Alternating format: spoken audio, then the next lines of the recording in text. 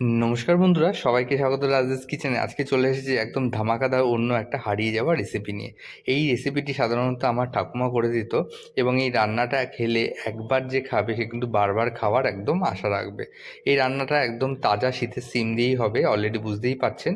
তো প্রথমে শিমগুলোকে এইভাবে কেটে নিতে হবে দুই মুখ, এবং শিমের যে একটা শিরা মতো থাকে সেটাকে এইভাবে ফেলে দিতে হবে। শিমের শিরাগুলো ফেলে দিয়ে ভালো করে এটাকে কিন্তু জল দিয়ে ধুয়ে নিতে হবে। জল দিয়ে ধুয়ে নেওয়ার পরে অন্যদিকে কড়াইতে তেল গরম করে তার মধ্যে একটু কালো জিরে ফোড়ন দিয়ে নিতে হবে, এবং তার মধ্যে যে কেটে রাখা যে ধুয়ে রাখা শিমগুলো ছিল সেগুলো কিন্তু দিতে হবে। শিমগুলো দিলেই কিন্তু সাধারণত তেলটা চারিদিকে ছড়িয়ে যাওয়ার সম্ভাবনা থাকে বন্ধুরা।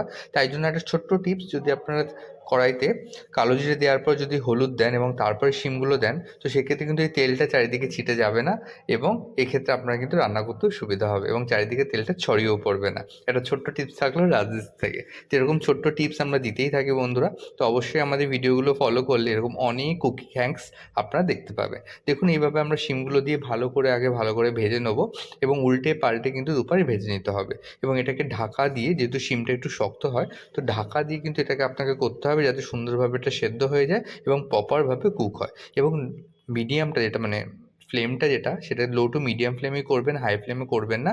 তাহলে কিন্তু সুন্দরভাবে শিমগুলো কুকও হয়ে যাবে, এবং এই যে হলুদ, নুন, যে মশলাগুলো আমরা এর মধ্যে দিচ্ছি সেগুলো ভালো মতো শিমের গায়ে মেখে যাবে। এই রেসিপিটার নাম হলো কিন্তু শিম তেল বন্ধুরা। এক্ষেত্রে কিন্তু তেলটা একটু বেশিই দিতে হবে, এবং পুরো রান্নাটা কিন্তু সর্ষের তেল মানে মাস্টার্ড অয়েলে করার চেষ্টা করবেন। অন্যদিকে আমরা শিলনোড়ায় কিন্তু একটু কালো সর্ষে এবং লঙ্কা বেটে নেবো। আগেই বলেছি এটা হারিয়ে যাওয়া রান্না। হারিয়ে যাওয়া রান্নাগুলোর কিন্তু স্বাদ শিলবাটায় যে মশলাটা তাতেই কিন্তু হয়ে থাকে বন্ধুরা। তো এক্ষেত্রে কিন্তু আপনারা যেমন কোয়ান্টিটিতে শিম তেল করতে চাইছেন সেই কোয়ান্টিটি অনুসারে আপনারা লঙ্কা এবং সর্ষে আপনাকে বেটে নিতে হবে। দেখুন, এইভাবে মিহি করে আমরা বেটে নিয়েছি পুরো সর্ষে এবং লঙ্কাটা, এবং ভালো করে বেটে নেওয়ার পরে এটা আমরা পেস্টটা কিন্তু সেই ভাজা শিমের মধ্যে দিয়ে নেবো। আমি কেন বলছি এটা মিক্সির জায়গায় আমরা শিলনোড়ায় করতে, কারণ শিলনোড়ায় কিন্তু মশলার কিন্তু টেস্ট অনেকটা বেশি থাকে। এক্ষেত্রে যদি আপনারা যদি কোনো মিক্সার গ্রাইন্ডারেও করেন, তো সেক্ষেত্রেও কিন্তু হবে, কিন্তু টেস্টের মাত্রা কিন্তু অন্য লেভেলের হয়। যেমন ধরুন, কাঠের রান্না এবং গ্যাসের রান্না, কাঠের রান্নার টেস্টটা কিন্তু অন্য লেভেলের হয়, কিন্তু গ্যাসের রান্নাও কিন্তু ভালো হয়, বাট সেই টেস্টটা কিন্তু পাওয়া যায় না। তো অবশ্যই এখনকার দিনে কাঠের রান্না করা পসিবল নয় আমাদের মতো বাড়িতে বা এরকম শহরে। তো সেক্ষেত্রে কিন্তু আমরা গ্যাসেরই আশ্রয় নিয়ে থাকি। দেখুন, আমরা কথা বলতে বলতে শিমটা ভালো মতো সেদ্ধ হয়ে গেছে এবং ভাজাও হয়ে গেছে।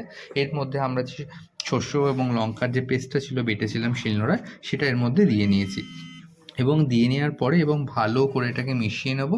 মিশিয়ে নিয়ে নেড়ে চেড়ে নেবো। এর মধ্যে আপনার সামান্য পরিমাণে কিন্তু একটু চিনিও দিতে পারেন, কারণ এই রান্নাটা যদি সামান্য পরিমাণে একটু মিষ্টি দেন সেক্ষেত্রে কিন্তু রান্নার টেস্টটা আরও বেড়ে যায়। এবার যদি আপনারা মনে করেন যে চিনি পছন্দ করেন না, তাহলে স্কিপ করতে পারেন। তো আজকে এই সিম্পল রেসিপিটা আপনাদের কেমন লাগলো অবশ্যই কমেন্ট করবেন। যদি ভালো লাগে আমাদের ফেসবুক পেজটাকে ফলো করে দেবেন, ইউটিউব চ্যানেলটাকে সাবস্ক্রাইব করে দেবেন, এবং নিত্য নতুন রেসিপির জন্য আমাদের পেজে ফলো রাখবেন। এবং এটা হাইলি রেকমেন্ডেড রেসিপি একটা বন্ধুরা, বিকজ এই রেসিপিগুলো আস্তে আস্তে হারিয়ে যাচ্ছে, আমাদের গ্রাম বাংলার রেসিপি, আমাদের বাঙালির একটা পুরানো ঐতিহ্য এগুলো। তো এই রান্নাগুলো করে একবার খাবেন, দেখবেন দুপুরবেলা জাস্ট জমে যাবে। আর শীতের দিনে গরম ভাতে যদি এরকম শিম তেল পাওয়া যায়, আর কোনো কথাই হবে না। তো পরবর্তীকালে দেখাবো অন্য কোনো ভিডিও অন্য সময়। আজকে এই পর্যন্ত বন্ধুরা, ভালো থাকবেন, সুস্থ থাকবেন।